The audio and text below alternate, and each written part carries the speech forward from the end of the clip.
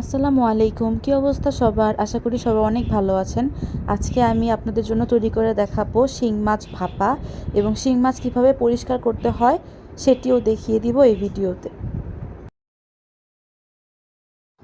এজন্য আমি একটি পাত্রের মধ্যে নিয়ে নিয়েছি 1 চা চামচ জিরা, আধা চা চামচ ধনিয়া, আধা চা চামচ মৌরি, ধনিয়া গুঁড়ো, আদা, রসুন, শুকনো মরিচ, কাঁচা মরিচ আর পেঁয়াজ কুচি। আর ঝালটা আপনারা স্বাদমতো দিয়ে নেবেন। এখন আমি শিং মাছ পরিষ্কার করে দেখাবো। এজন্য নিয়েছি একটি স্টিলের মাজনি। এখন আমি মাছটিকে ভালো মতো ঘষে এর ময়লাটিকে তুলে নিচ্ছি।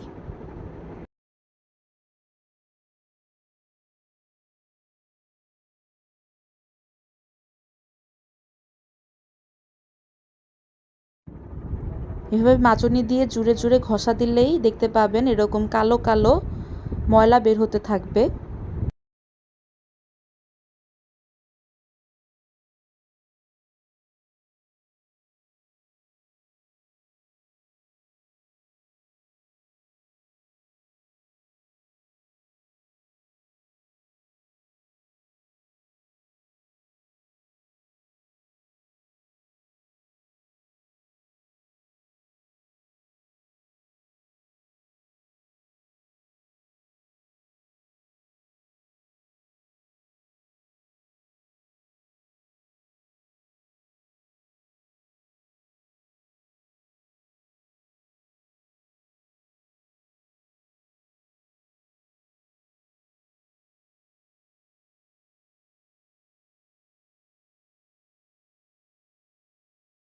আমার মাছটি পরিষ্কার করা হয়ে গিয়েছে। দেখুন একদম মাছটি সাদা হয়ে গিয়েছে।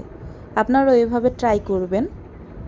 আমি মাছগুলোকে কেটে টুকরো টুকরো করে ভালো মতো ধুয়ে নিয়েছি। এখন আমি দিয়ে দিচ্ছি একটু লেবুর রস।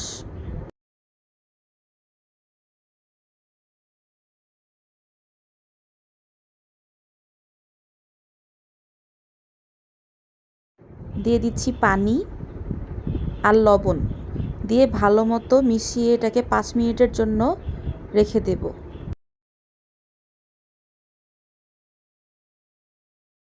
আর এখানে আমি মশলাগুলোকে পাটার সাহায্যে ভালো মতো বেটে নিয়েছি। এখন আমি মাছগুলো থেকে পানিগুলো ছড়িয়ে নিয়েছি। এখন আমি দিয়ে দিচ্ছি স্বাদ মতো লবণ, দিয়ে দিচ্ছি বেটে রাখা মশলাটি,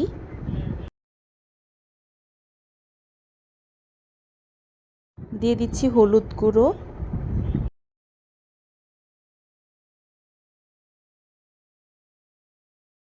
আর দিয়ে দিচ্ছি সরিষার তেল।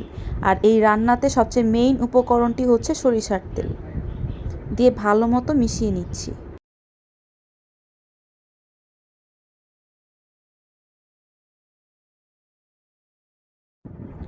এখন আমি দিয়ে দিব কিছু ধনিয়া পাতা, দিয়ে ভালো মতো মিশিয়ে নিচ্ছি। আর এই মাছটিকে ভালো মতো মাখাতে হবে। যত ভালো করে মাখাবেন মশলাটি তত ভালো মাছের ভিতর ঢুকবে। এখানে আমি একটি স্টিলের বাটি নিয়ে নিয়েছি। এখন মাছের টুকরোগুলো দিয়ে দিচ্ছি।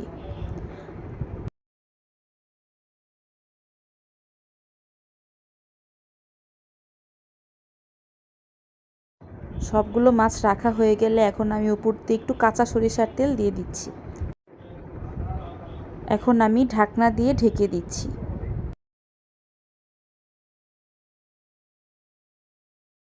এখানে আমি একটি পাত্রের মধ্যে পানি গরম করে নিয়েছি।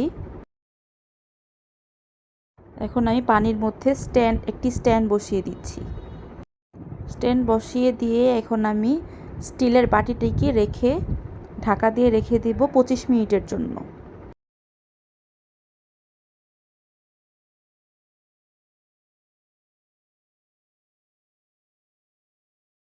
25 মিনিট পর আমার রান্নাটি হয়ে গিয়েছে। এখন আমি চুলাটি অফ করে দিচ্ছি।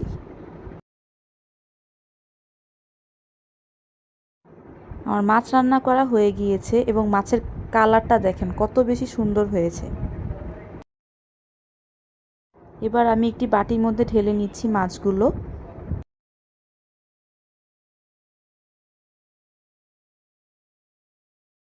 এই মাছগুলো খেতে অনেক মজা হয়।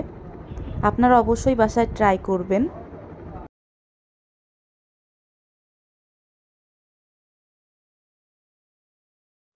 আল্লাহ হাফেজ।